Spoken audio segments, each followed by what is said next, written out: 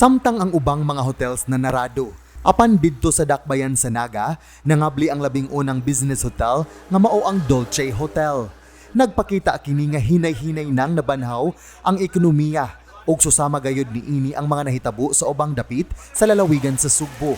Diin gihinay-hinay ni Gobernador Gwendolyn Garcia ang pag-abli sa turismo. Bag-o lang giablihan ang unom kaanda nga Dolce Hotel didto sa Barangay Kulon sa Dakbayan sa Naga. Si Gobernador Gwendolyn Garcia ang espesyal nga dinapit sa maong grand opening. Nalipay siya kay nahisubay kini sa iyang paningkamot nga mahibalik ang kadasig sa ekonomiya sa probinsya human sa napo kabuan nga lockdown. Tinuod, while others are closing down, this first ever hotel right in the progressive city of Naga is opening up. And this is exactly in tune with my call. The call of the times is to revive the economy.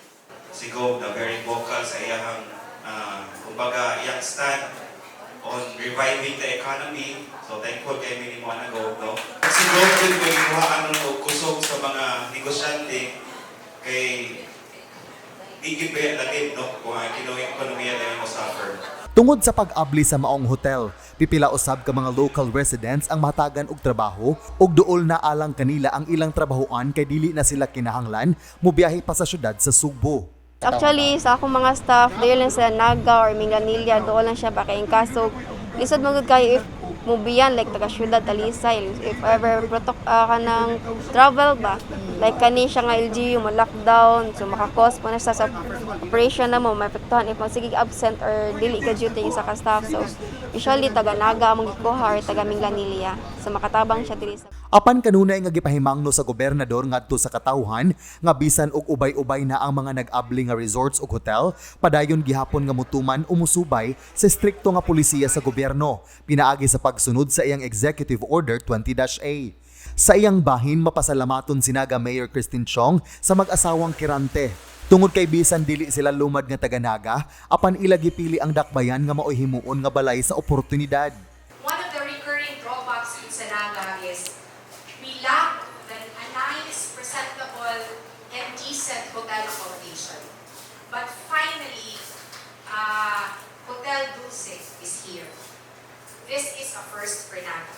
A resident of Naga has chosen to give back to the community by building this hotel, providing opportunities for the Nagahanos, and at the same time, investing, having faith in the city and in the local government through, of course, the leadership of the Cebu provincial government, Governor Gwendolyn, that there is a business, hospitality, pwede prosper dili sa Dakbayan sa Naga.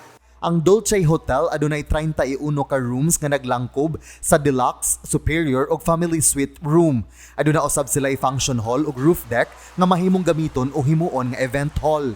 Brand new ni nga hotel ha, dili ni kay refurbish, brand new.